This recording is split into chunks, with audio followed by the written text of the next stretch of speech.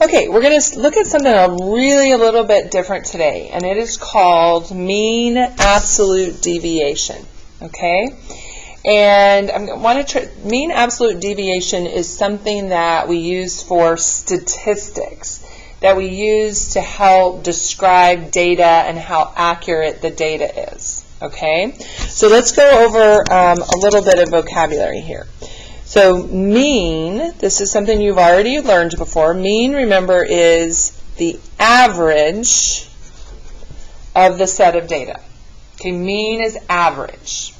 Okay, absolute, we're talking about the absolute value, or how far a number is from 0, and it is always positive. Absolute value is always positive because it's the distance a number is from 0.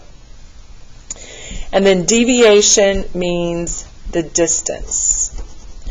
And so what we're basically doing is we're finding the average distance a number is from the mean. Okay? MAD is the mean, or the average distance each value is from the mean. Okay, so that sounds really complicated, but this is actually very easy. So what does this mean? It means we're going to find the mean twice, and we're saying mean, right? Okay, so let's look at how to actually calculate this. Okay, so the first thing we're going to do is we're going to find the mean or the average of all the values in a set of data. So, for example, I've given you a set of data right here.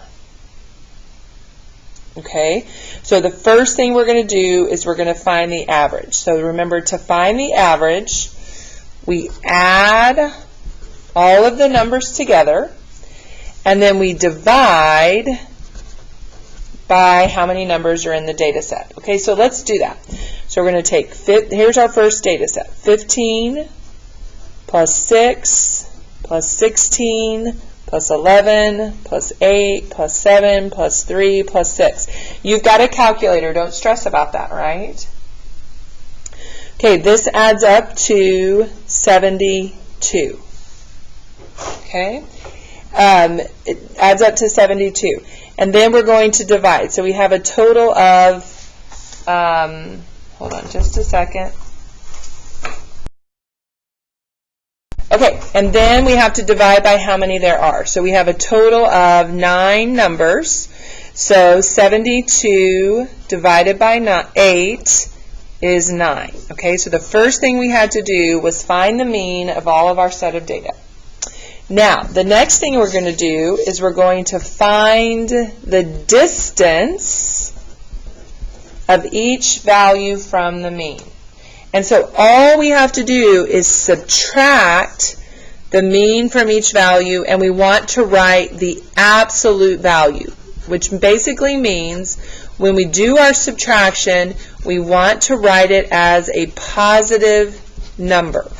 Okay, so I've organized our numbers into a table just to kind of help you a little bit. They are in numerical order, but they don't have to be. You could just list the numbers however they were. Now, this is standing for the mean. So we found the mean to be 9.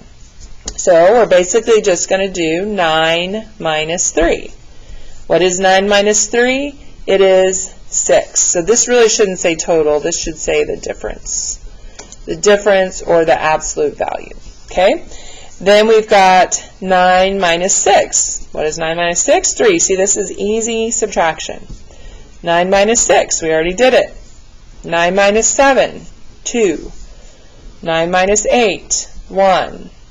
Now, this time, since 11's bigger, I'm just going to put the bigger number first, which is 2.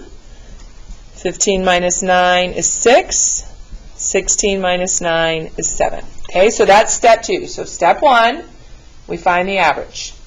Step 2, we subtract the numbers in the data from our mean and get the difference. Now, step 3, we find the mean of the distances found in step 2. So that's going to be all of these. Find the mean of the distances found in step 2. So again, we're going to add all of those numbers and divide by how many there are. Now, what I want you to see is, it says our new data set. So the new data that we're finding the mean of are these numbers right here. You don't have to relist it, but I just want you to see that these are the numbers that we are now finding the average of. So I'm adding these all together. So take your calculator and add these all together. When you add them all together, they should equal 30. How many numbers did we have? 1, 2, 3, 4, 5, 6, 7, 8. We should still have 8 numbers. And so we're doing 30 divided by 8, which is 3.75. And this is our MAD. That is our MAD. That is our mean absolute deviation. And so again, what does this mean? This tells me that all the numbers are an average of 3.75 from the mean of the data. So it's telling us, so if I had a scatter plot, let me just draw like a random scatter plot. This isn't necessarily this data. Okay? It's telling me, it's kind of like our trend line, it's telling us how close those points are to the middle of the average of the data. Okay? And that's it. It's as simple as that.